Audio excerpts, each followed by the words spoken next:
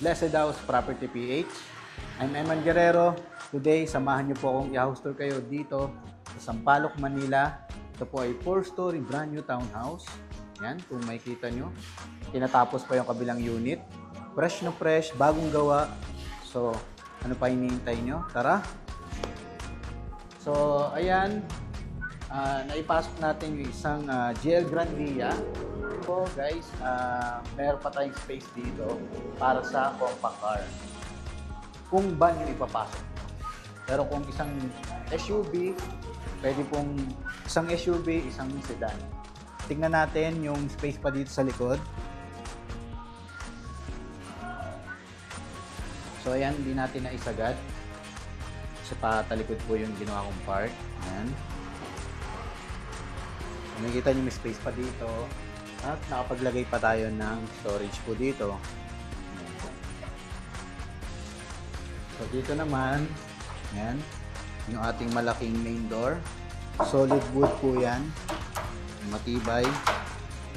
Yan. Then, yung ating namang mga breaker. Yan. Dito po nakalagay. Tapos, ang kagandahan pa, sobrang na-utilize, na-maximize yung ating lote. So makikita nyo, even ito ay 50 square meter na lot area and floor area nyo po ay 200 square meters. So gamit na gamit yung ating lote. Nakapaglagay pa tayo ng isang maid's room, pwede rin pong pang senior. Kung may senior po tayo sa bahay. At hindi na rin kayo mag-worry na may sarili na rin po silang toilet and bath. Yan po, may shower na rin po kompleto. May lavatory, toilet. Tapos nakapaglagay na tayo ng wall niche dito. Yan, may edging na rin. May overhead shower. May provision na rin para sa heater. So yan. Tapos pwede pa tayong makapag-laundry pa dito. Tapos, hindi naman kulog. Ito yung ating ventilation. So ayan. May sliding ano pa tayo dito, window. So gamit na gamit, na-maximize yung ating lote. So tara, kata tayo. Ang wood po yan, wood planks. Yung ating handrail po, yan. Naka-varnish po yan, parang wood style po. Welcome sa ating second floor. Yan, no? Makikita nyo guys. Ang luwag, ang linis tignan, and even yung ating ceiling, diretso po yung ating cove ceiling light. Ayan, naka-install ng maayos yung ating mga pin lights.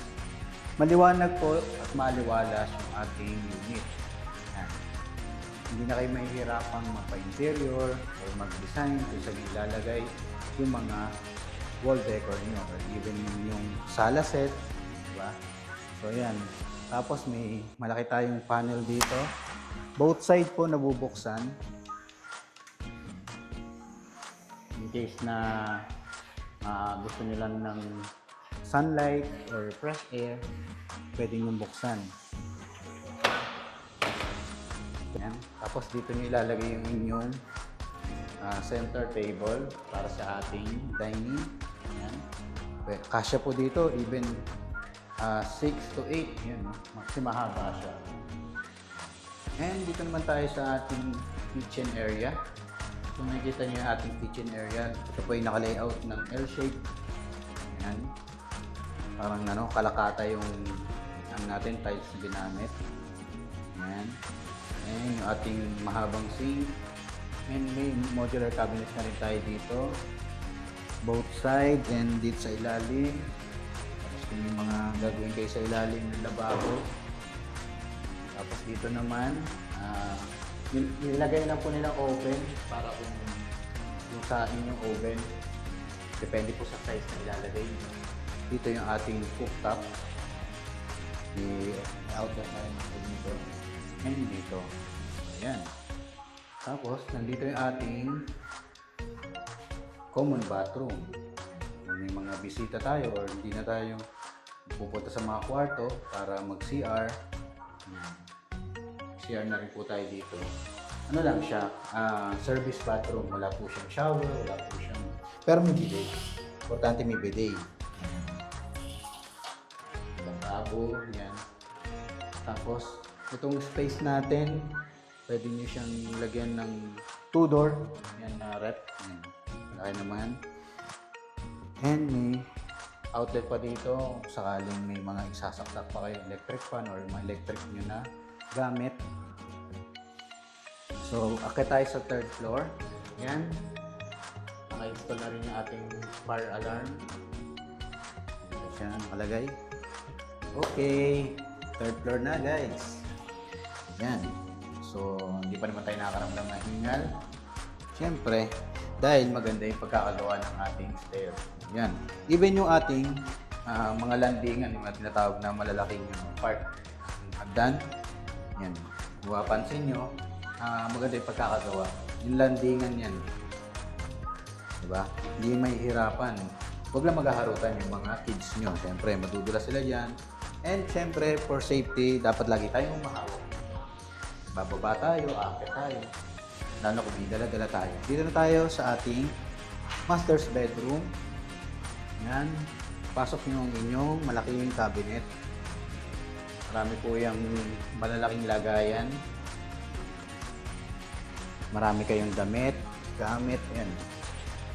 Pwede nyo i-hanger dyan.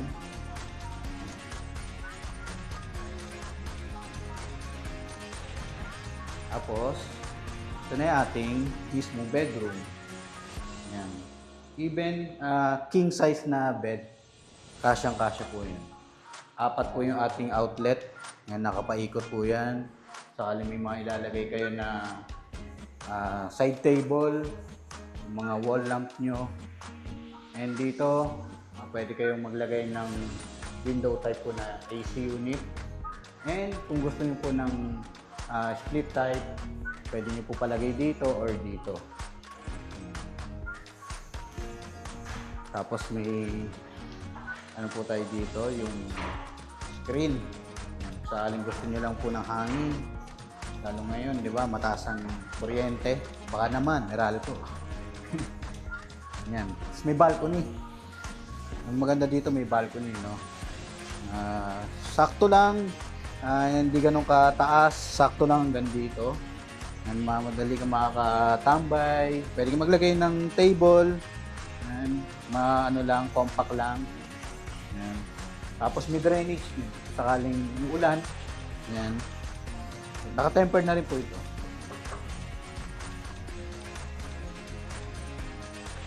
Tapos yung ating ceiling, ayan. Naka ano po yan, naka ano po sa loob. May lights po. Tapos yung ating bathroom, ayan. Modern na yung ating lavatory. Ayan, yung ating toilet. Tapos, nasa inyo na po kung gusto nyo palagyan ng shower enclosure. Or yung iba nilalagay nyo lang, curtain na lang po yung bibili sa TikTok, Shopee. Yan. Alam ko naman po magaling kayo maghanap ng mga pagkakagastosan. Yan, may shower na rin po tayo dito. May wall niche na. Yan. Tapos yung ating tiles, hindi po yung madulas. Yan. So guys, magtataka kayo kung paano nila nagawang ganito kaluwag yung ating second bedroom. Yung likuran na kwarto. Common kasi dito guys sa Manila, sa Sampaloc, medyo lang, sakto lang yung ating mga bedroom. Pero dito parang master's bedroom na po. Ang luwag. Tapos nakapaglagay pa tayo ng isang pool, toilet and bath.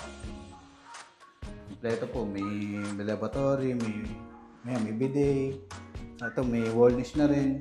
Tapos ang ganda ng accent na ginawa nila dito. Pang mayaman style. Saka hindi tayo hindi tayo makukulog. Even mainit ngayon. Diba?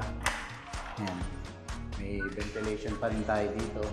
Tapos, magandahan dyan, sakaling mga gusto kayong ipagawa sa bubong, tulo, or nasira, ganyan, nabarahan ng inyong maalulod, dito kayo dadaan. Yan. So, akit na tayo. Meron pa isa guys, 4th floor po ito na may roof deck. Tandaan nyo, tapos na tayo, no? Nandito na tayo sa 4th floor at ito yung ating pang-4 na kwarto. Yan. So makikita nyo, no? Same po nung layout sa third floor. Open concept lang siya ng kwarto. Then kung gusto nyo magpalagay ng sarili nyong cabinet, pwede po kayo magtingin sa IKEA, baka naman. Diba? Tapos dito makapaglagay pa kayo ng ilang gamit. Yan. Tapos kumpleto na rin po, may mga outlet na rin tayo.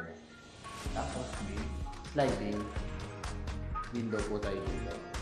Ating AC unit dito po sa taas.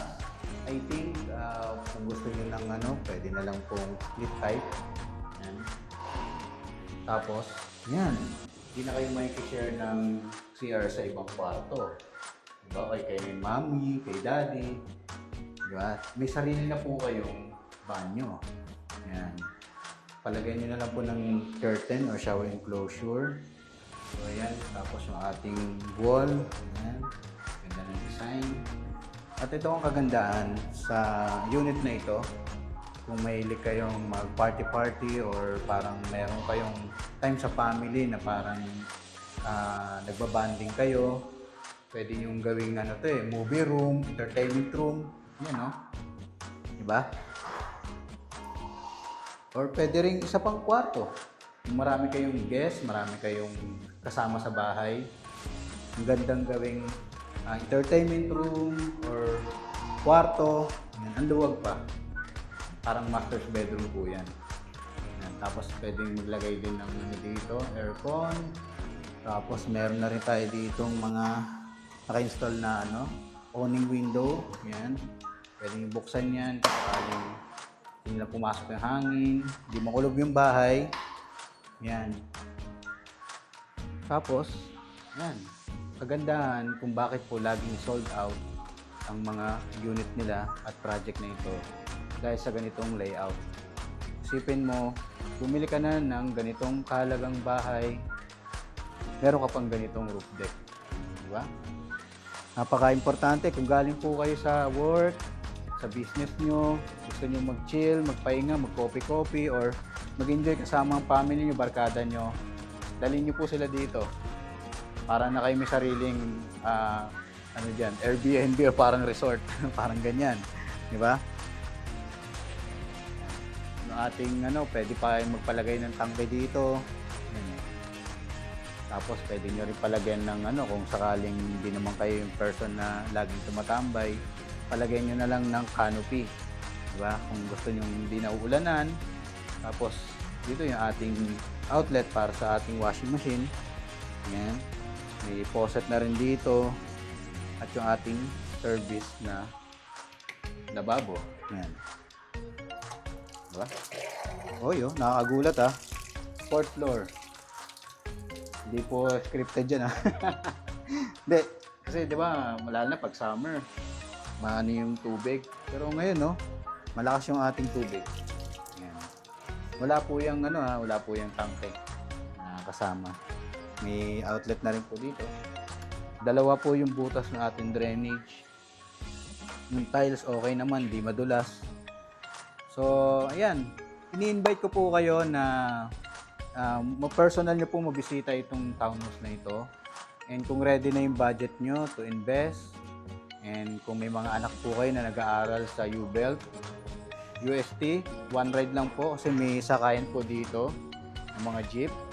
Or pwedeng kung may mga driver po kayo na pwede mahatid sa kanila. Napaka-accessible po ng unit na ito. Ang investment price po ng unit na ito po ay 17.5 million gross po. Yan. So, kung ready na yung budget nyo, message nyo lang po ako. PM na. Kung napapanood nyo to sa aking TikTok, sa aking YouTube, sa aking Facebook page. Ito po yung aking social media account. And message lang po kayo. Last unit po dito, ginagawa pa. Pero meron pa tayong 3 kasunod na katabing lote lang. So, yan. So, ano pa hinihintay nyo? Message na 0969-565-7127. Yan. Eman Guerrero, Blessed House Property PH. And ito po yung full detail ng ating unit.